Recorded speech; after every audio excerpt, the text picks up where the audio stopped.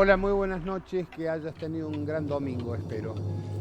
Voy a empezar el programa con un pedido. Te voy a hacer te voy a tirar la manga. Te voy a pedir que te cuides. ¿Sabes por qué? Porque si te cuidas vos, estás cuidando a tu familia, a tus hijos, a tu mamá, a tu papá, a tus tíos, y estás cuidando a tu vecino. Eso es lo más lindo que nos puede pasar. Que entre nosotros hagamos una red para protegernos. Después vendrán las vacunas, los tratamientos, los cuidados de otro tipo. No salgas a la calle sin sentido, pero cuídate por favor.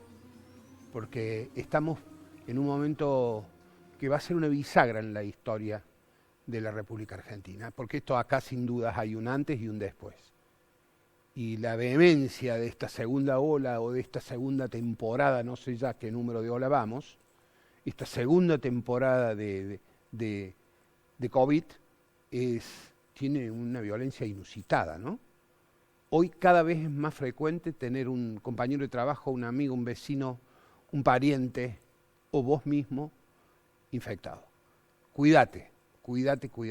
Esa es la recomendación que te hacen todos los médicos, todos los infectólogos, son los que han estudiado este tema. No seamos librepensadores, hagamos lo que nos dicen, los que saben. En política pasó Macri en Córdoba, un lío en la interna de Juntos por el Cambio. Macri provocó un hecho inédito, en realidad tiene un precedente. Vino a elogiar el gobierno del rival del radicalismo cordobés. Después te voy a decir por qué hablo de radicalismo y no de Juntos por el Cambio. Vino a elogiar el gobierno de Schiaretti. Eso puso locos a todos los radicales. Los del PRO miraban de afuera, no les interesaba demasiado. Pero los radicales sí. El rival es el peronismo. El rival en la democracia es el peronismo. Entonces esas cosas, esto tiene un solo precedente, en 1995. Carlos Menem era presidente, vino a Córdoba, presidente en ejercicio. Vino a Córdoba, faltaba poco para la elección que competían Mestre y Guillermo Johnson. Johnson por el peronismo, Mestre padre por el radicalismo. La elección provincial. Vino a un acto, Menem, que estaba ya en campaña para lograr la reelección, vino a un acto Arroyito en una sede de Arcor y recomendó votar a Ramón Mestre. Los peronistas se volvieron locos, pero además volvieron con un desánimo, con una amargura de ese acto. Johnson se había puesto creo que las mejores ropas porque estaba debutando como candidato. Y lo bajaron de un cachetazo. Bueno, la semana pasada Macri hizo lo mismo en Córdoba. Recomendó votar prácticamente a Schiaretti o a los candidatos del peronismo. Schiaretti no va a ser candidato a gobernador en el 2023, pero hay una elección. Yo creo, después lo vamos a charlar con una de las invitadas, que están desafiando a la salud de Juntos por el Cambio. Porque el radicalismo es inmensa mayoría en Juntos por el Cambio. El radicalismo es el que tiene la estructura política, la ingeniería electoral y los votos. El PRO en Córdoba es pequeñísimo. El PRO en Córdoba es Macri, y Macri no debe creer que los votos son de él. Los votos de Córdoba son del antiperonismo, del antikirchnerismo en realidad, y el anticristinismo. Eso es lo que se arrimó a Macri. Esa es la masa de electores de Macri, te lo dice cualquier estudio. No es que Macri sea una figura alada, ni un semidios. Es simplemente un dirigente que tuvo la virtud de interpretar al antikirchnerismo. Y está poniendo en riesgo la salud de esa coalición aquí, que logra grandes triunfos a nivel nacional y grandes fracasos a nivel provincial. El peronismo cumplirá un cuarto de siglo en el poder en una provincia que no es peronista. Eso es una paradoja muy extraña. pero muy extraña, y para analizar. Macri propone además como candidato a Gustavo Santos. Gustavo Santos es un dirigente que viene del radicalismo, pero que no tiene caudal de votos propio.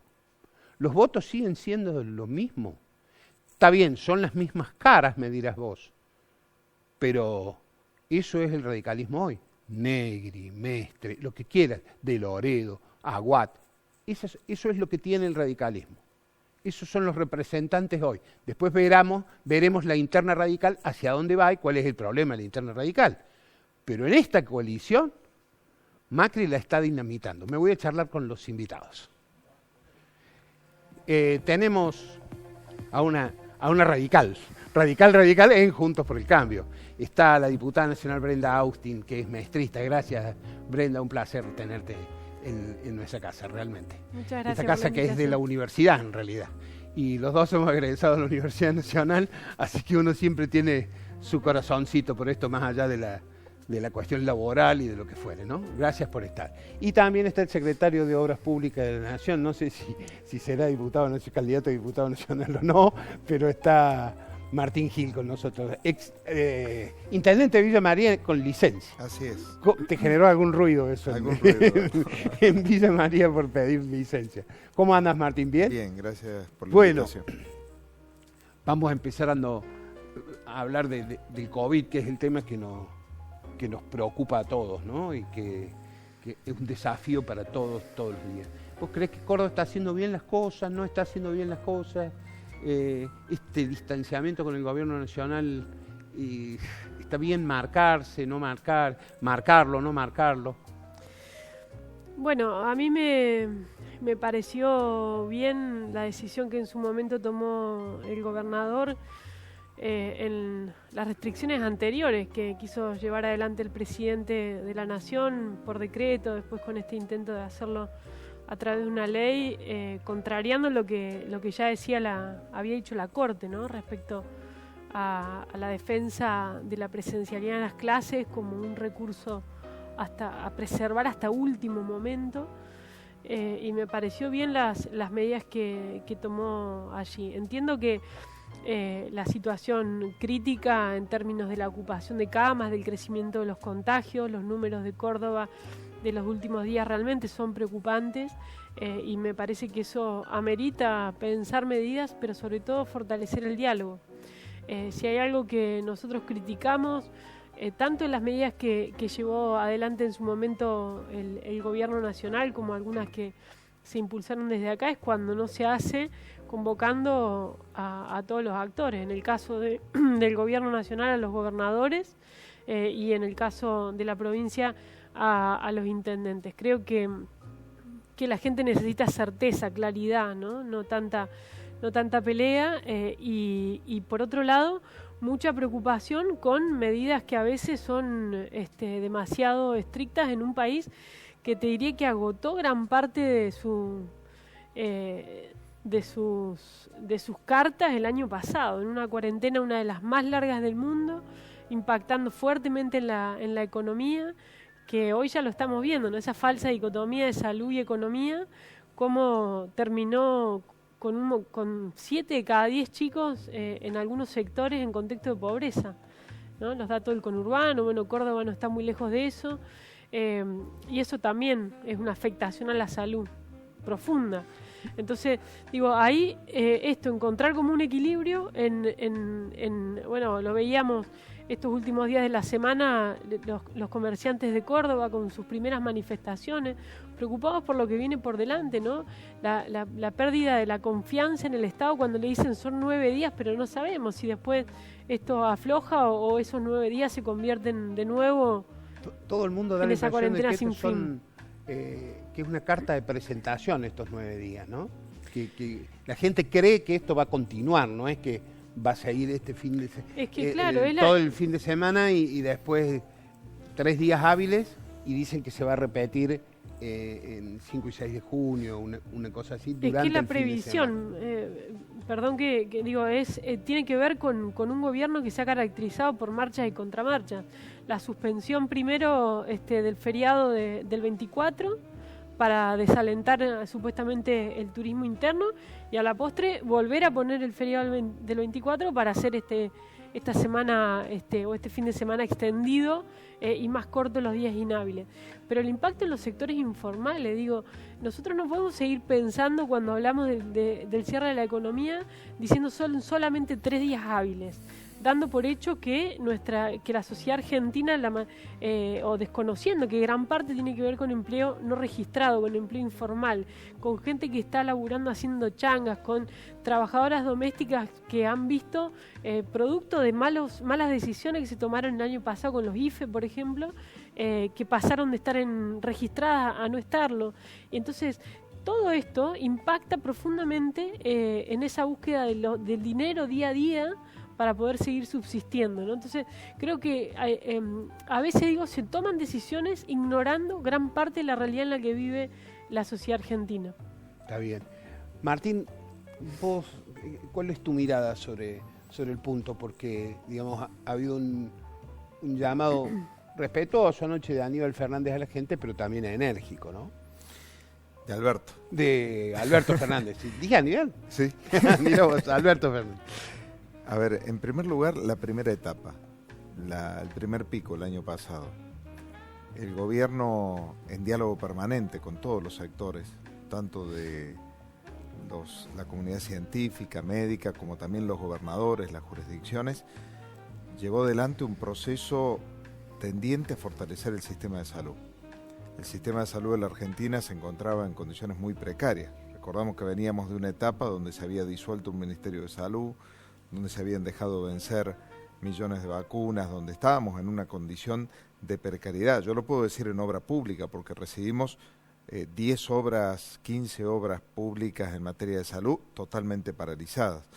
Y hoy tenemos en marcha más de, entre lo que hicimos, lo que estamos haciendo, y pronto a empezar 300 frentes de obras en materia de salud que nos han permitido no solo ampliar camas en una primera etapa, terapia, sino también infraestructura para la prevención, infraestructura para la logística en la distribución de vacunas, un montón de elementos que se tomaron en una primera etapa donde las incertidumbres eran muchas, efectivamente, y donde esta realidad a la que hacía mención Brenda, de la tensión entre la apertura, no apertura. Después vivimos una etapa de apertura o de apertura responsable, llamémosle de alguna manera, donde el comportamiento también ha sido diferente. En esta segunda etapa el presidente marcó, a diferencia de la primera, un reconocimiento que más allá de los lineamientos fuera cada jurisdicción provincial la que estableciera como custodia de la situación epidemiológica de la provincia cuáles eran los mecanismos de apertura, de alcance y demás a los lineamientos que en general se establecían. Luego se establecieron criterios para determinar si las zonas eran, el virus no en todo el país se estaba comportando de la misma manera, lo que era de alto riesgo, lo que era de precaución y lo que no representaba ese riesgo. Allí el AMBA tuvo una preeminencia importante por la densidad poblacional y otra serie de factores. Se tomaron medidas, tanto en la ciudad de Buenos Aires como en la provincia, en el conurbano, medidas que permitieron aplanar la curva alta, pero aplanar y con alguna tendencia a la baja. En el resto del país esto no sucedió, y lo que ha sucedido en los últimos meses es una multiplicación de los casos que hoy llega a un nivel muy importante comparativamente con otros lugares y con las tablas fundamentalmente, porque aquí hay mucha de estadística que se aplica al desarrollo de la pandemia. Estamos en una situación excepcional. Frente a la situación excepcional, me parece que la medida de anoche del presidente, previo diálogo con todos los gobernadores, es realmente una medida acorde. No comparto con Brenda esto, sacaron el feriado y luego lo pusieron. Efectivamente esa medida existió, pero la primera era una condición de apertura, y lo que seguramente iba a existir con el feriado en el medio era un movimiento turístico que ahora no va a suceder, porque el feriado vuelve a colocarse dentro de 9 días de aislamiento que se procurará realizar en la población con un solo objetivo, y ha sido acompañado por todas las jurisdicciones, que es detener y desacelerar la curva. De la misma manera, el presidente ha indicado qué va a pasar el día 10 y ha establecido que el día 10 volvemos a las condiciones que teníamos hasta el día de hoy, que implican restricciones temporales, protocolos aplicados a las actividades con el máximo control y luego también aplicado para los lugares de mayor densidad lo que va a pasar el fin de semana del 3 y el 6. Digo, hay una situación compleja. Lo peor que podemos hacer es que el Estado, vuelvo a las primeras palabras del presidente anoche, que el Estado frente a la pandemia se haga el desentendido. Nosotros no podemos dar mensajes diferentes a la comunidad. Tenemos que tratar de no ser carroñeros de la política en torno a esto y tampoco que la necesidad de diferenciarse desde lo político, porque sabemos que hay un corredor central que tiene lecturas políticas de fondo por ahí con críticas, con diferencias, cualquier estudio lo puede marcar de manera histórica en el corredor central de la Argentina, sea necesario frente a la pandemia plantear diferenciaciones que respondan más a lo político que a lo sanitario. Creo que en esto no podemos jugar con fuego. Es una situación delicada, hay mucha gente que ha perdido la vida, vos lo decías en tu introducción, todos sabemos de alguien cercano que no la está pasando bien, hay un grupo de riesgo y hay una esperanza en medio camino, porque la vacuna, la situación de inmunidad de la población vacunada está resultando muy efectiva. ¿Qué sería hoy de la pandemia si no tuviéramos la vacuna? Y tenemos una proyección de los próximos meses muy importante de llegada de vacunas, fundamentalmente a partir de este mes y el mes que viene, que nos hace mirar lo que viene con una expectativa mejor. Ojalá rápido salgamos de esta situación, que la economía, yo estoy seguro, porque hay indicadores macroeconómicos que muestran un proceso de recuperación aún con la pandemia. Ojalá rápidamente recuperemos una senda de crecimiento para el bien de todos, ¿no? Bien, gracias. Nos tenemos que ir a un corte. Antes aclaro, hoy es viernes, estamos grabando el programa como todos los viernes. Recién Martín hizo alusión, anoche habló el presidente. Se estaba refiriendo al jueves. Me devolviste al jueves último. el favor.